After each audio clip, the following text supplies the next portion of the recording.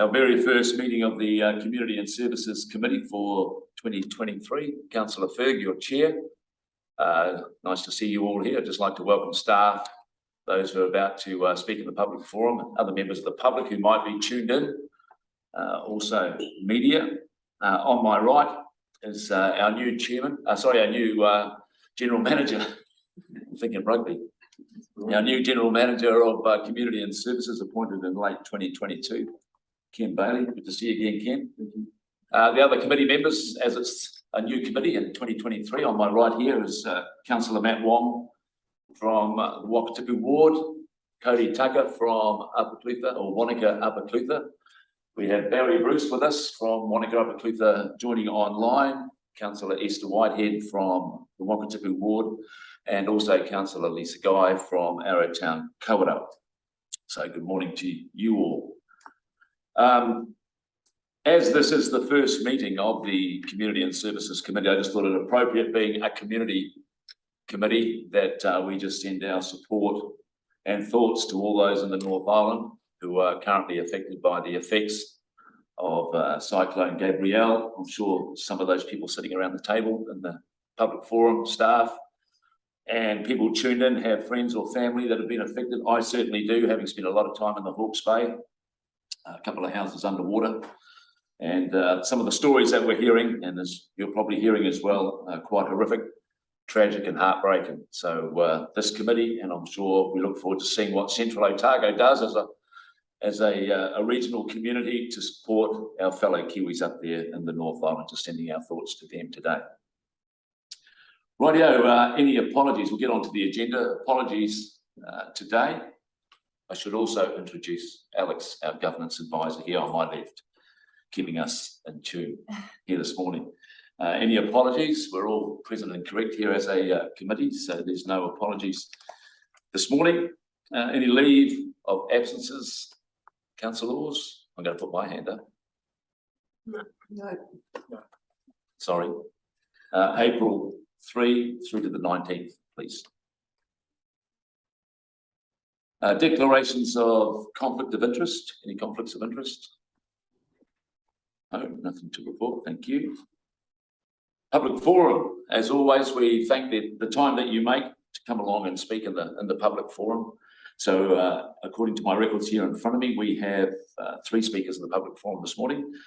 Just reminding councillors, everything directed through the chair, please. And generally, it's only 3 minutes to deliver what you have to say, but within reason.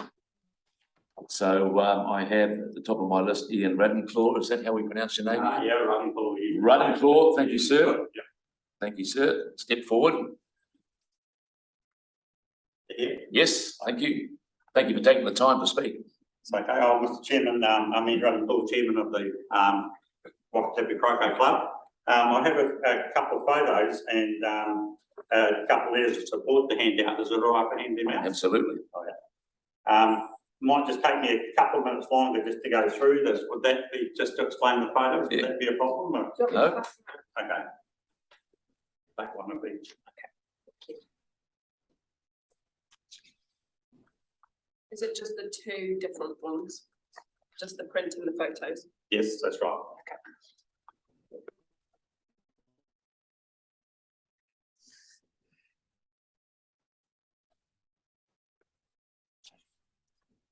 So the photos, just for those of you who haven't been around the Jardine Park and the Croquet Club, it's on council land around there, and the gum trees that we want, we'd really like removed. The 8 gum trees you can see on the first photo on the right there, and photo number 2 is a bit of a closer up view of them.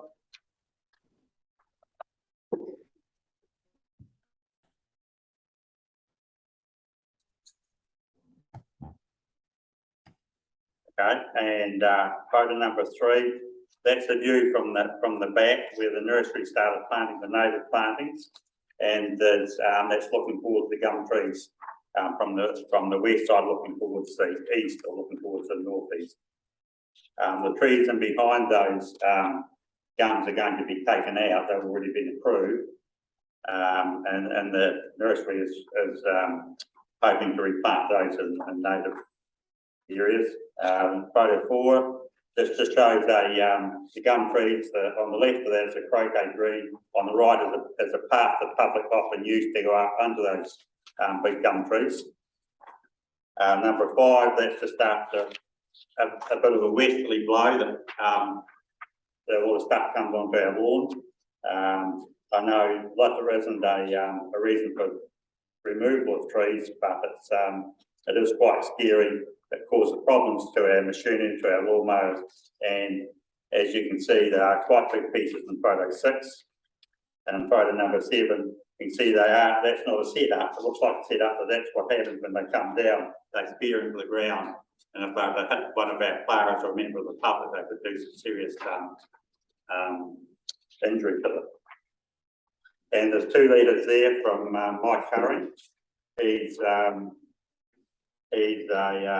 one of the council preferred contractors, and from the Nursery and Reforestation Trust supporting our application. So, Mr. Chairman, the main reason for this request is for the safety of our members and of the general public from large falling debris, unpredictably branches falling, as Helen McPhail and Neil Simpson have said in their letters, and for the trees falling over, as Mike Curry has stated. This is all going to be increased at an alarming rate when the trees to the west of these are removed. It's just plain old common sense when these trees to the west of these, plain old common sense, which, that's all going to increase at an alarming rate when the trees to the west of these are removed. It's just plain old common sense when these trees, which have been sheltered all their lives, are suddenly exposed to high wind loadings on their sheltered side, and all of their weight of branches on the leeward side, they must topple over. We have seen recent examples of dozens of gum trees falling down around Queenstown during the wind event last spring. These appear to be good, healthy trees, some just on their own and others on shelter belts. It was quite graphic when one could see their shallow root systems when they were on their side. We do not agree with all of Tim Errington's report. I don't agree using the quantified tree risk assessment which Tim has used to determine the risk of harm. It is not transparent. This assessment policy was developed in the UK for UK conditions and does not take into account New Zealand's geographical situation in the roaring 40s, our very varied soil types and unique coming effect of wind in mountainous areas like the Jardine Park site. We do not think Tim has given enough emphasis to the increased wind loading they will endure and to them being shallow rooted, made worse with the small depth of topsoil in the Jardine Park area. Now, approval was given some years ago to remove this row of gums. Approximately half were removed, but the job was never completed. The club understood that the rest would be removed when finance had become available, but this has never happened. So in summary, health and safety is the biggest concern, and the hazard being the gum trees should be removed. It is really frightening when the westerly wind blows and we have to close lawns and stop play. This can happen when we're in the middle of a tournament with players from around the South Island. We believe that it is finishing a job the council has already started and improved. It is financially prudent, practical and common sense to remove these 8 gums and all the machineries on site.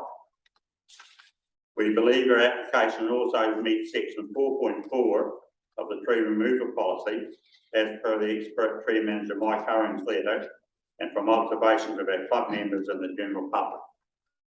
We also believe our application meets all parts of section 4.18 of the policy, and this is backed by my photos and the letter from the Gene Marble Surgery and the Wakatipu Reforestation Trust. And we also know a precedent has been set when the council approved removal of eucalyptus on the Galton Heights golf course. We think the removal would be cost neutral with the sale of firewood, but if not, we are so concerned that we're willing to fundraise to contribute to the cost. Finally, you all seem good, reasonable people, and I know you will not want any of our players or members of the public hurt or killed or our lawns damaged. So we trust you will make the right decision and approve the removal of these 8 gum trees. Thank you. Thank you. Thank you, Ian. Thank you for taking the time. Councillors, do you have any questions? Through the chair, just wondering, do you know what the cost is to remove those trees? When Mike Herring had a lot, I happened to be there at the time, and he estimated maybe 4,000. Okay. It would be a lot more if he had to come back and do it separate. It's about $4,000 set up to get his all his machinery there.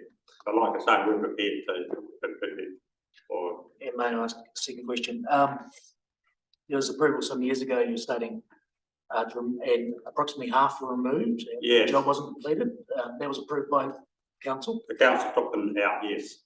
That was Right. before my time. But yeah, there was a road that went right up on one of those pictures, and the 8 trees were left for some reason. We think it was because they didn't have enough money to finish the job.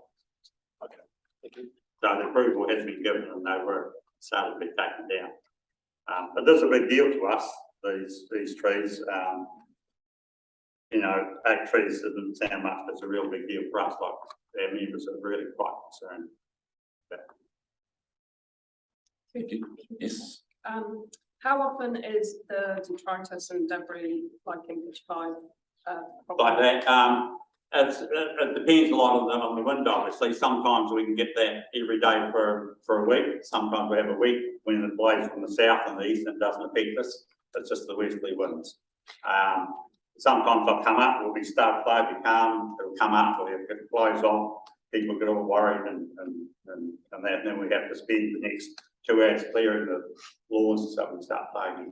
At a tournament, it's quite a big deal for us because people come to Queenstown, they book accommodation, they can't get their games completed, like it's just they say, oh, I'm not going back there type thing. So this is a big deal for us. Through chair again. Yes, certainly. Has there been any consideration of moving the actual lawn to another part of Jardine Park, and what the cost? I know that isn't something that we want, but in terms of... Well, to set up a new, we've got 4 lawns there, to set up those lawns, it would probably be the same percentage of $300,000 or $400,000. It's just such a big deal to get the lawns set up smooth and grass and maintain irrigation set up in there. And the clubhouse would have to be moved. We haven't considered that, no. And I don't know how the process to go through the council to get more land and that. I don't know how that would work. But it would be huge. It'd be a lot cheaper taking concrete down. Yeah, it's not always about money, but yeah, okay, thank you. We appreciate that we don't like cutting down healthy trees, anyone does, but we will replant those native plantings, and in the area of expanding native plantings, those gums are going to look pretty ugly and horrible in the future. And at some time in the future, they will have to come down. Whether they fall down or they'll just get too dangerous. Well, they're dangerous now, but sometime they'll. And also, if there's more native plantings around, if they're taking out, then there'll be more damage occurred, and it's going to be a lot harder to get them out. So now is the right time to take them out when the rest of those trees are gone. Any more questions? Oh, sorry, Cody. You mentioned about recapturing the cost by selling firewood. Does the arborist sell the firewood? I'm sure that I don't know the mechanism of who actually ends up in. Well, I would imagine that the council trees, the council would sell it, but we would be happy to organise that if the council wanted us to.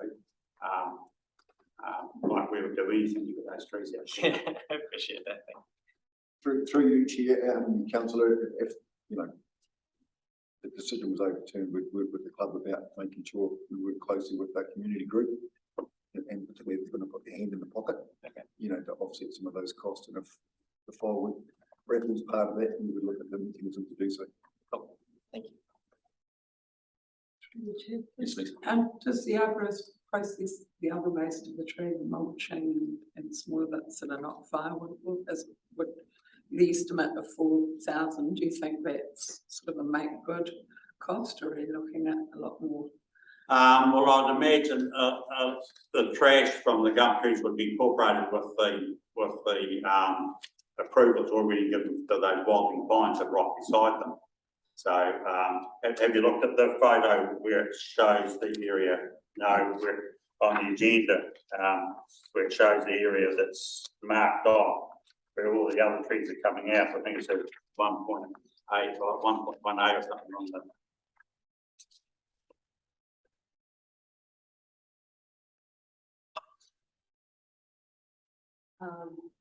Page 9. Yeah, no, H9. It's got a aerial photo there.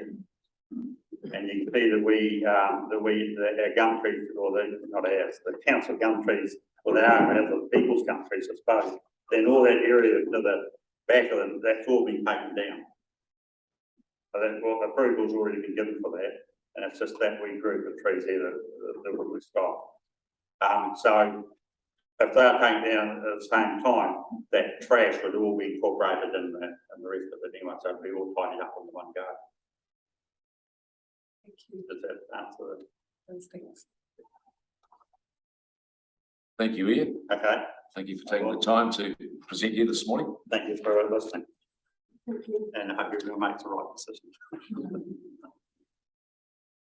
Alistair McElroy, don't feel that you have to stand, you can more than welcome to take a seat. Yeah, I can take a seat. Yeah. Thank you, Mr. Chairman. I'd just like to talk about the Queenstown Yacht Club and their restriction of public access to the area that in front of Calvin Heights. It was reported in the Mountain Scene on the 12th of the 1st, 2003, that the Queenstown Yacht Club had cut off access to the general public. It was mainly vehicle access down through to so it restricted the general public's use of the slipway and the pier. This was contrary to their lease. They maintained that it was because there was general public was leaving rubbish, etc., in the area. Per clause 4, they are responsible for the removal of any rubbish. And if you go there, there is a significant amount of debris that has been left by the yacht club that should be removed. There's also a significant amount per the plan of what their lease is, and I've sort of, unfortunately, I don't have a separate, I've highlighted an area that is far in excess of what they actually need. I think probably when the original lease was done for the yacht club in 2010, they had grand plans of what they were going to do with the land. Can you just explain what you said with regards to that? Is it the large rectangle that they're using, or?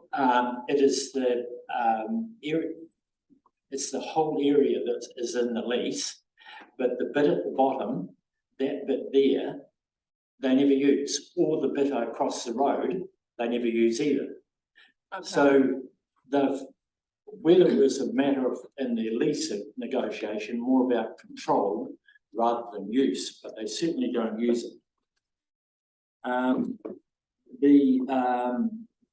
The rental that they pay, which was set in 2003, was meant to be reviewed every 3 years, and has never been reviewed, from my understanding. I would suggest that the council take the opportunity, which is the next review date, which is not unfortunately not until 2025, to renegotiate the area with the yacht club, because they're not using that area at all.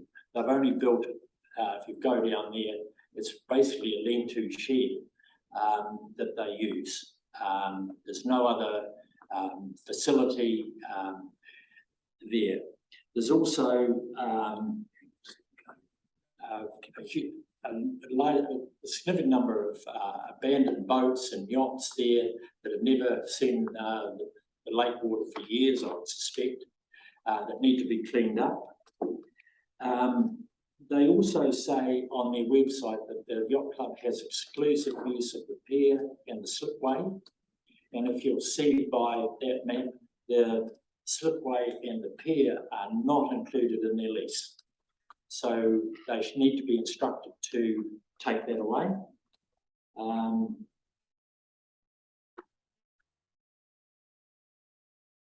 They're also meant to have a $100 million public liability insurance. I think that needs to be checked whether they do have that. The barrier has now been taken down, and public now does have access, vehicle access down to the slipway and the pier, but their posts and their chain that constitute their barrier are still there. So I think council should instruct them to remove those, because you can rest assured, as soon as people start forgetting about them denying public access, they'll re-put it up. So that need to be instructed that they clean up the area, as per their lease. They need to remove those barriers as soon as possible. Alistair, we're just clicking over 4 minutes, so if you can just wind Thank up. you. That's it. You done? Yep, I'm done. As long as they are made to adhere to their lease, that'd be good. Thank you. Great, thank you, Alistair. Thank you for taking the time to address this morning.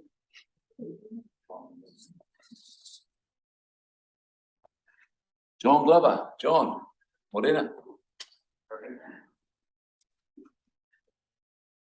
Good morning, Chair, councillors and staff. John Glover, speaking to agenda item 4 this morning, wearing the hat of the property owner of Kinloch Lodge, a historic building. First, thanks to staff for bringing the item to you. And we'd just like to record that we appreciate the ongoing support that the Heritage Fund offers as a owner of a private building.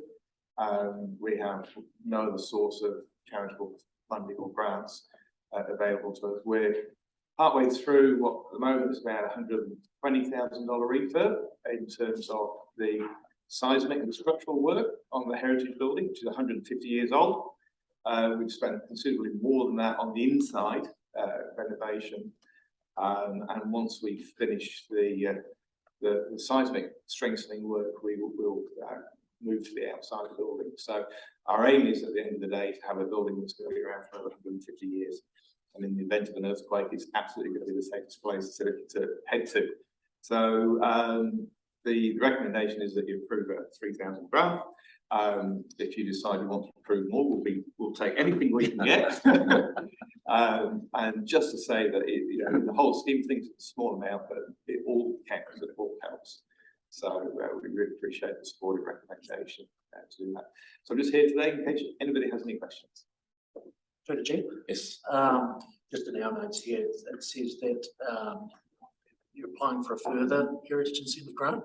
Have you received funding before? And Yep. how much was that? So we received 3,000 3 years ago. The council policies you could only apply every 3 years. So I suspect the pot, which is 25,000, and we're just the first application in the financial year. So I suspect the pot maybe from year to year doesn't get spent. So that might be something from the government's point of view you could consider whether every 3 years is sufficient, especially if the pot's not being used. Sure. Any more questions? Not any questions, but just I did go and have a look around and saw the work, and yeah, it's like you say, if it can stand for another 150 years, then it's well worth the opportunity to support it. Great. Thank you, John. Good to see you again. Yeah, I'm not being rude rushing off, but I need to be rushing off. Rightio, that's our public forum for this morning. Matters lying on the table as we return to the agenda. There are no matters lying on the table, so just put a line through that one. Confirmation of the agenda. We do need a resolution that the agenda be confirmed without addition or alteration. Do we have a mover? Thank you, Councillor Tucker. Seconder, Councillor Whitehead. All those in favour, aye. Aye. Motion carried. Confirmation of the minutes. There are no minutes to confirm, as this is the very first meeting. This triennium of the new Community and Services Committee. And we just move on to the agenda item 1, which of course is the Wakatipu Croquet Club. And we asked, I think Brianna from staff is here. Morning, Brianna. I think we just need to make note too that the report author is Tim Errington, our arborist, who's unfortunately had to rush off to the UK because of family issues. So we send our best wishes to Tim. Nice to see you here, Brianna. Is there? Well, before we get to you, the purpose of the report is to consider a request from the Wakatipu Croquet Club to remove 8 mature eucalyptus trees growing on QLDC reserve land at Jardine Park in Kelvin Peninsula. Is there anything that you'd like to add, Brianna? No, report taken as read, but happy to answer any questions. So that means, councillors, it's over to us to ask questions if you wish. Yes, Esther. Thank you. Councillor Um, Whitehead, sorry. Has there been, I have read the report, but I didn't pick up on anything with regards to just mitigating it by cropping the trees? Under our tree policy, we don't top trees because decay can get into them and it can cause issues. So that's not a process that we've ever followed or Okay. allowed within council. And then you've got that ongoing maintenance of those trees where at the moment we don't. It's just the general maintenance in terms of pruning. Thank you. Councillor Matt. You've given us a couple of options to consider. Mhm. From what I can read, option one has significantly more advantages than option two, even though option two aligns with the QLDC tree policy. In your opinion,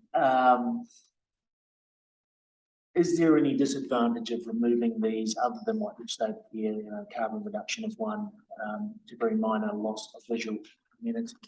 Is there anything else that you may think we need to consider, i.e. the community?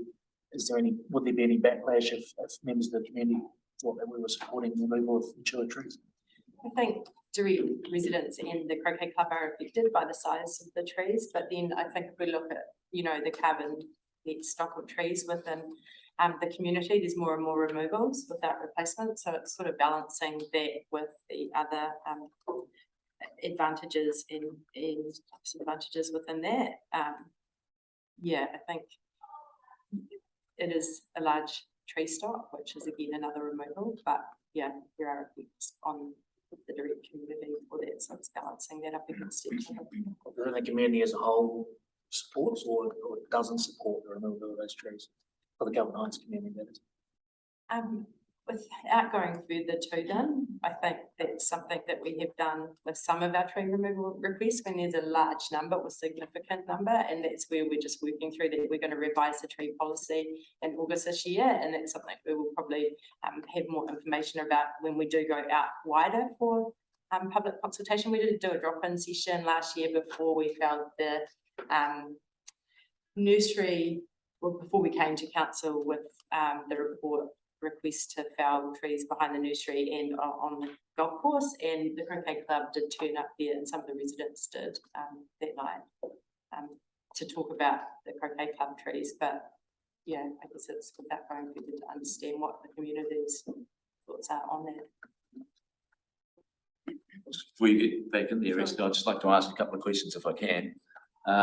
Just a couple of questions, Brianna, just relevance to council approving all those years ago the removal of the trees and not finishing the job as we're reading.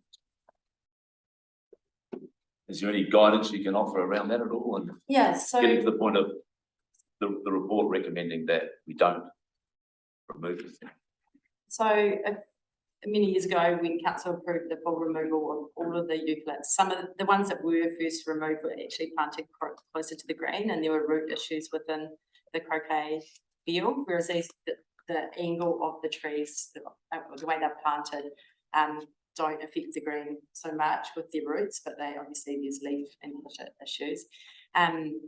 Council puts their money into, most of the funding goes into dangerous trees, and that's where we didn't have any money to fund them because they were healthy, and that's where we've been working with the croquet club over those years, and there just wasn't funding available through council to take out healthy trees, and then as we've updated the policy, this is where we are now. At what point, is there a point where they do, not that they're not dangerous at the moment, but I mean, they're pretty big trees, so at what point would we be addressing this again, do you think? That right way. I guess, Chair, your point is about the maturity of the trees, and as the chair of the croquet, And the size, the species we're dealing with, at what point? so we will monitor them, and we'll have them on a program where our contractors come around and assess them, whether it's annually or it's all within our GIS annually or every 2 years, depending on the risk. And currently, Tim has written this report where the risk was broadly acceptable. And then he also commented if the other trees were removed beside it, what that risk would be as well.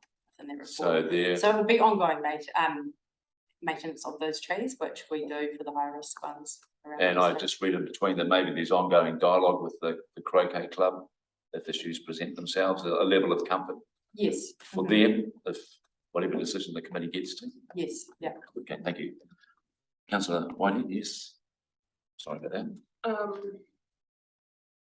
Oh, sorry, I lost my train of thought. Thank you. So there was a comment from the chair of the Croquet Club about the tree policy assessment coming from the UK.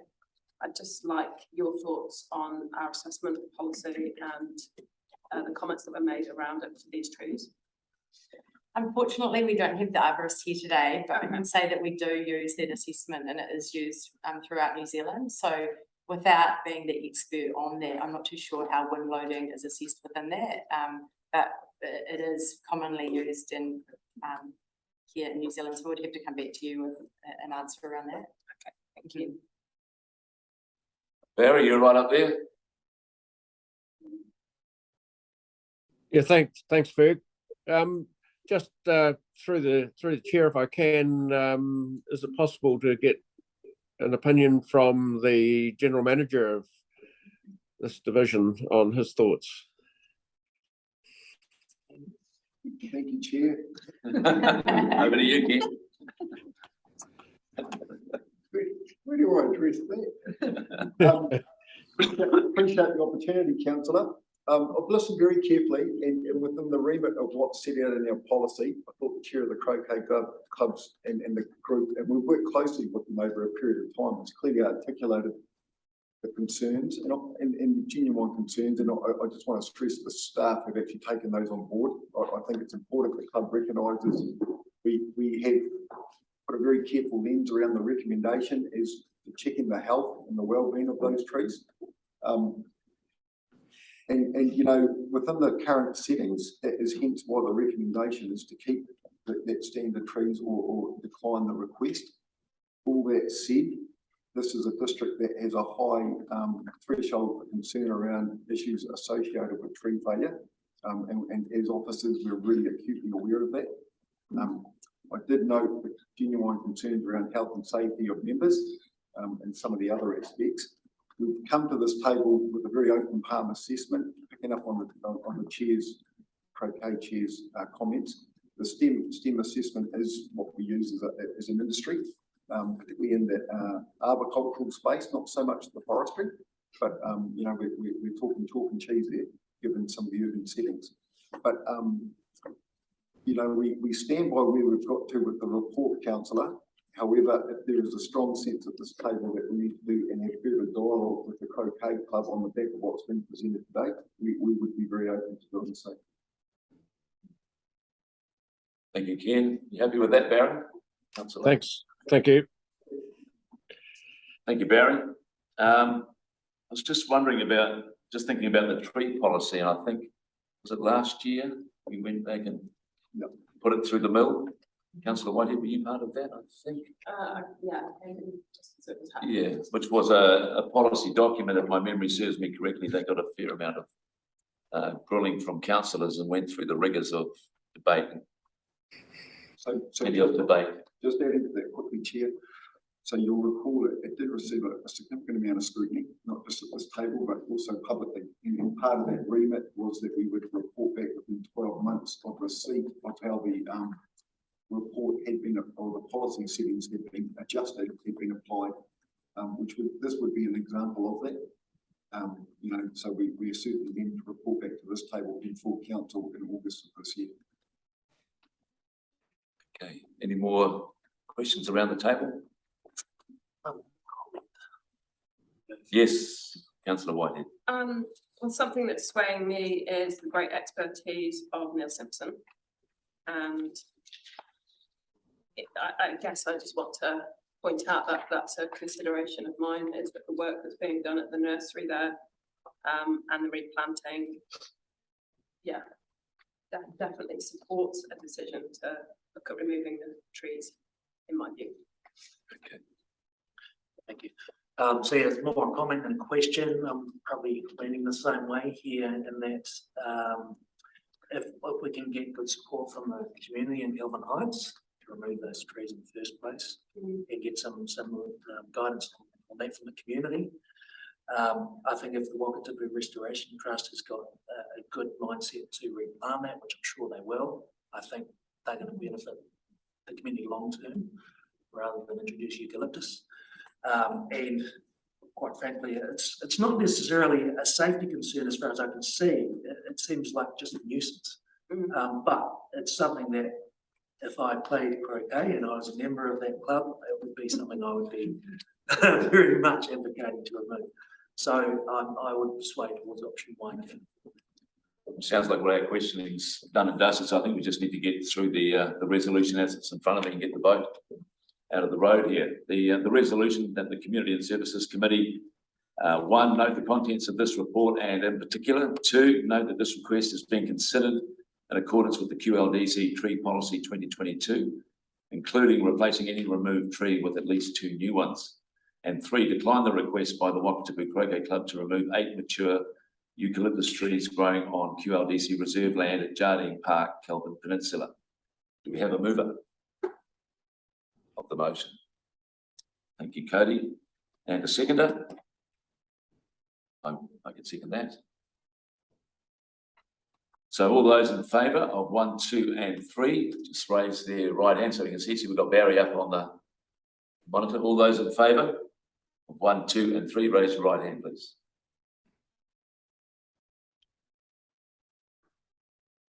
And all those opposed? Thank you. Defeated.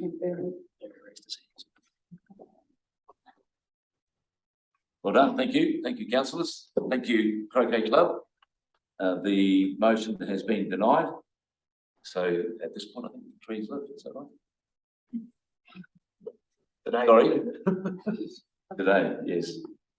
Thank you. So the trees, are they being removed or not? Is that? No, as far as I know. Yes. Sorry. Well, Did I get confused? yeah, we were. Sorry. We're against declining. We're against declining, being that we're So for. not on the- Gotcha. Yeah. Sorry. It's a good way to start the first meeting of the year. Okay, so where do we go with that? So we voted to keep The trees, the trees, okay, Yeah, so that yeah. was, I got you. So unfortunately, Hold on. No. No, Just to clarify, the approval of saying 1, 2 and 3 on 3, it said to decline the applications. Yeah. Yeah. Because we went against that vote, that approves the application, is it not? So well, it means we're Could you propose a new resolution for Yeah. number 3? We're and put proposing, it through, yeah. Yes, through the chair, through you, Chair, we read the proposal for a new resolution on point. number 3. So something along the lines of going back to the community, and have you got any suggestions of what that might look like? So, Through the chair, 2 options, you could just approve the request and have them removed. Or we could add in that we would go back to the community and carry out, I guess, a feedback from the community over the next few weeks and then come back to the next meeting again with okay, that feedback. is that what you were, that was the, yeah, sorry about that, Yeah. councillor Laws? Yeah. You read it better than me. So can you just repeat that, please? Okay, Fiona? yeah, so you were Alex two- might want to take it down, so we get it clear. Either approve the request to remove the trees and then just have them taken out We can set out as option, as an option, or go back to the community for consultation on the tree removal or feedback. And then come back to the meeting in April. As a question to Brianna, what does community consultation look like in this matter in terms of the level of engagement? But how we would run this, it's not so much consultation, but we would put all the information up on a Let's Talk page, and then we would contact all the community groups like the KPCA, the Croquet Club, the nursery, anyone around that area, and also do social media comms on it and ask them to comment. And we could also hold drop-in sessions at the site to talk about people's concerns. And then just through the chair, we would also outline as the club did through their chair about the restoration work of the rest of the site that's been identified. So, we've consistently been transparent about that. Yeah. It's a motion. Yes, as a motion. Just like this read it out. You can, yeah, but it doesn't change the vote. Yeah, because that's the right. votes Yeah, already happened. yeah. It's just adding that. Yes, Yeah, yeah. So To approve the request to remove the trees as an option or go back to the community, to go back to consultation of the tree report and bring back to the meeting, the meeting in April. so we want to bring back another option to the meeting in April. Mover for that. So there we go. Yep. Thank you, councillor Wong, seconder. Councillor Guy, all those in favour? You're right up there, Barry? All those opposed? Thank you. Sorry about the confusion. So, Thank you. thank you, Brianna. It's not in the mood, but maybe. Yeah. The community might be like, I've written on it. But that's good, because that's their position, not ours. Rightio, we'll move on. Sorry about that, councillor. With some being at the bottom of the road. Thank you. Thank you for taking the time. Agenda item number 2, the draft alcohol restrictions in public places bylaw 2018. The report author is Carrie Williams, Senior Policy Advisor. Good morning, staff, all of you. The purpose of this report is to present the Community and Services Committee with proposed changes to the alcohol restrictions in public places bylaw 2018 and seek that the committee recommend that council endorse the proposed changes for formal consultation in the draft alcohol restrictions in public places bylaw 2018 via the special consultative procedure. Staff, anything to add? Kia ora, Mr. Chair and councillors. Just a preface to both this and the subsequent report, that the purpose of coming to this committee at this stage is to allow councillors to get feedback at this time. The next time the draft bylaw comes, it will be the full council right before it goes out for formal consultation. So this is a really good forum. If there's any concerns or feedback you have in there, staff can look into them, make further changes, because it gets harder and harder as the bylaw review process progresses to do that. Not that it's impossible. So specifically with the alcohol report, the only points of difference I wanted to note is that this one is enforced solely by the police, and that there is a high evidentiary threshold in the LGA that council needs to be satisfied is met before it can impose an alcohol ban in a public place. So happy to answer any questions before turning to the recommendations. I think page 15. That's Any questions, councillors? Councillor Wong, yes. I just noted there was comment, I can't remember exactly where it was, around Winterfest and pulling back on the restrictions around Winter Festival. Are we forecasting that Winterfest will scale back up to the size and volume that it was pre-COVID, and will we see those same issues returning? Through you, Mr. Chair, at this stage, because it's at a low level and we don't have the evidence, it's not, we don't have the evidence to meet for a ban. But the bylaw enables council to put a ban back in as soon as and whatever time there is the evidence. Unfortunately, that's the way the act is drafted. It doesn't allow us to be proactive. It's a very reactive act. So does that answer your question? So, Yes. Yeah. So police have indicated, and Charlie might have more to add, but police have indicated that for the past few years, exacerbated by COVID, that it is not a level that it warrants it, but if it goes back there, they will be definitely looking at that. So the first year will be the experiment year. And Through the chair. Yes, councillor Guy. Is the evidence specifically going to relate to that named event, Winter Festival, or over a period of winter celebrations? Because if we see like the impact on that one event, an event manager, but yeah, is it tied specifically back to each? Through you, Mr. Chair, I think that the wording we have in the bylaw is a Queenstown Winter Festival or similar event promoted you know, sorry, I'm not wordsmithing it like this in the bylaw, but it does allow some lenience if it's called something else. Councillor Whiting. Oh, just really similar comments. My questions were around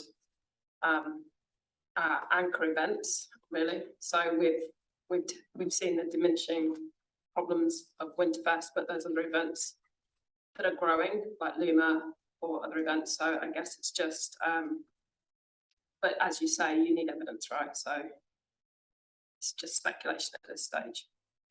So I think the report covers everything in terms of its evidence-based. We can't have other events or other regions such as Harwich, Frankton, etc., because that isn't the current evidence. So I've just answered my own question. No, through you, Mr. Chair, that's probably spot on, and I think the thing to point out here is that our team has a really close working relationship with police, and they are in touch when they observe the problems. And you know, when this bylaw goes out for consultation, you're going to be getting another document that's got the evidence that we've got for each band. But do you have anything to add to that? I'm Shan, I'm the team leader for alcohol licensing. Just in terms of Luma, the hours tend to fall under the regular band time, which starts at 8 PM anyway. So I think it's the first maybe hour or two don't get captured within that band time frame, but then after 8 PM they do get captured in the time. Yeah, thank you. I also, Shan, you've mentioned to us before that there are other mitigations that have started with some of these events about them having a bar space and crowd control factors that maybe weren't there at the beginning. Yeah. Yes, it's true in terms of Luna, the way that first started, it was kind of a bit of a free for all and there was no controls in place. They learned from the first event, and then subsequent to that, they've gone in and put their own provisions in place, and we license that accordingly to a controlled area with set restrictions. Yeah, thanks. Any further questions? Through the chair, if I may. Yes, Councillor Guy.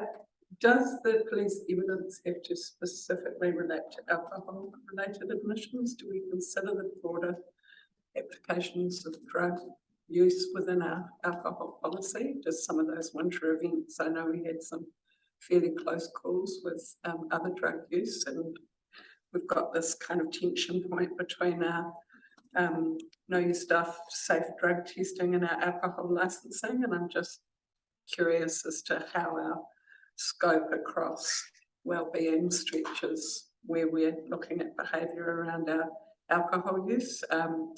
Without the ability perhaps to capture some of that evidence. I know, for example, now hospitals with shortage of phlebotomists and things on weekends, that we're having people present with drug-related symptoms, that we're not necessarily getting the evidence because we don't have the ability to capture that testing in a health setting through our resourcing of our hospitals. I'm just concerned that we're seeing a broadening of effect beyond specific alcohol, ethanol consumption and other drug consumption, that maybe sometimes these bans help us to mitigate. Does the evidence have to be specifically alcohol? Through you, Mr. Chair, for this bylaw specifically, yes, it does need to be alcohol, but the next bylaw we'll be looking at in a minute's time, it does have a ban on the consumption of psychoactive substances in public places. Obviously, that's only a small part of drug use. When staff have been doing research on this bylaw review, we've been talking to stakeholders, and their advice is that what they're observing is that when there's drug use, it usually is accompanied with alcohol use. And so the two go hand in hand from what they're seeing in public areas. So by having the alcohol bylaw there, it's not going all the way, but it's a significant part of addressing that.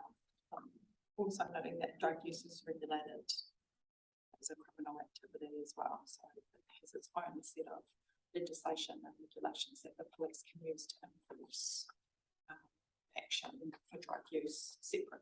Whereas alcohol, that doesn't exist, which is why we have this alcohol. Thank you. No more questions? The resolution in front of us is that the Community and Services Committee, 1, note the contents of this report. 2, recommend to Council that it endorse the draft alcohol restrictions in public places bylaw 2018, attachment 1, to be presented to council for formal consultation via the special consultative procedure. 3, note the draft bylaw and associated statement of proposal will be presented to the 23rd of March 2023 council meeting. Do we have a mover? Councillor Wong. And a seconder? Councillor Whitehead. All those in favour, hands up. All those opposed? Motion carried. Thank you. Thank you. Thank you. Got that one right, did I? Yeah. Thank you.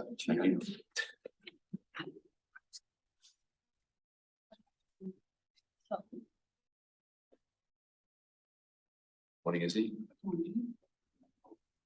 Well.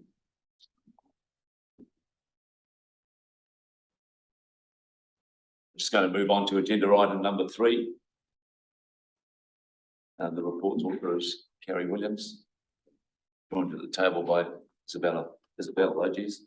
The purpose of this report is to present the Community and Services Committee with proposed changes to the Activities and Public Places Bylaw 2016 and seek that the committee recommend that council endorse the proposed changes in the draft Activities and Public Places Bylaw 2023 for formal consultation via the special consultative procedure. Anything to add, staff? Mr. Chair, happy to take the report as read and any discussion or questions before moving to recommendations. Any questions, council?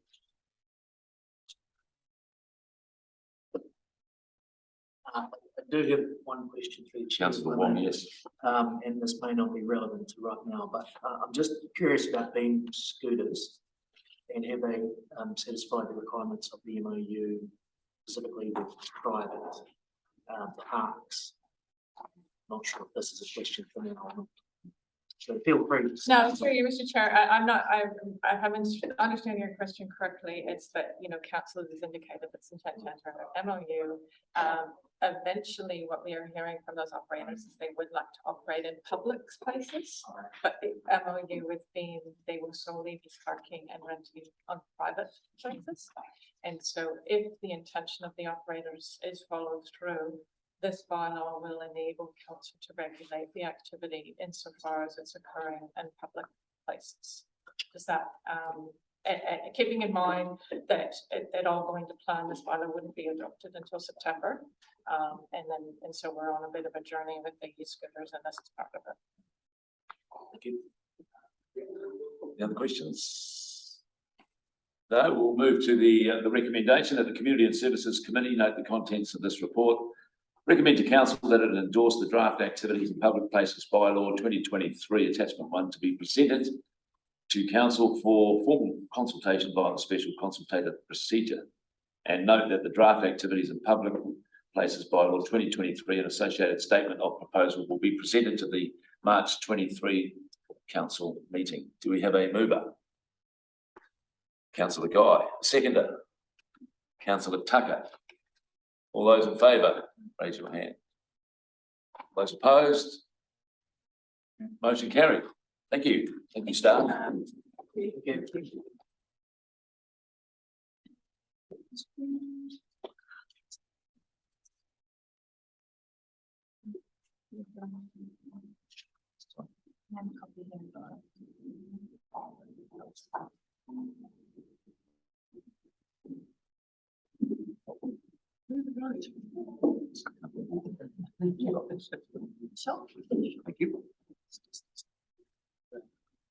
Good morning, Jan.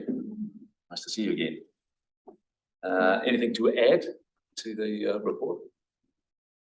No, I'm happy to explain. We currently have a heritage strategy that this grant, incentive grant, aligns to, and that you may wonder why the dollar value is quite low. That's what's set for each category, the 3 different categories that we have. So I'm happy to answer any further questions, but take the report as well.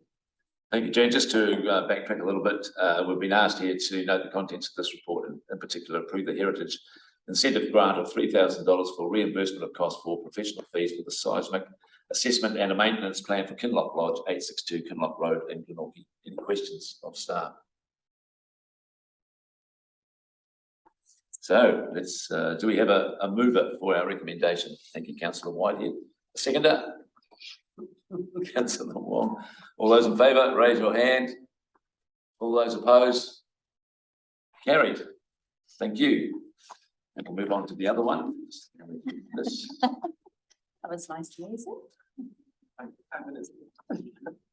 So, is it 4 or 5? That's fine. As well. Yeah. That's okay. Yeah. Okay, item number 5 on the agenda, and Jan once again is the author staying with us, thank you. Now that the Community and Services Committee note the contents of this report and in particular approve the Heritage Incentive Grant of $4,000 for reimbursement of maintenance costs for repairs to St Paul's Church, 13 Berkshire Street in Arrowtown. Any questions of staff? Do we have a mover? Optimist. Oh, yes, sorry, councillor Whitehead. Sorry, it just came to mind, given that the last one was 3,000, this one was 4,000, you said there's a cap. Do you know what the cap on the incentive heritage grant is? 4,000. Oh, okay, right, thank you. No further questions? Thank you. So do we have a mover of our recommendation here this morning? Councillor Guy, do we have a seconder? Councillor Tucker, all those in favour, raise your hands. Thank you, Barry. All those opposed? Carried. Thank you. Thank you, Judge. Let's have a time and then. Yes, so we declare the meeting, the first meeting of the Community and Services Committee for 2023, closed at 4 minutes to 11.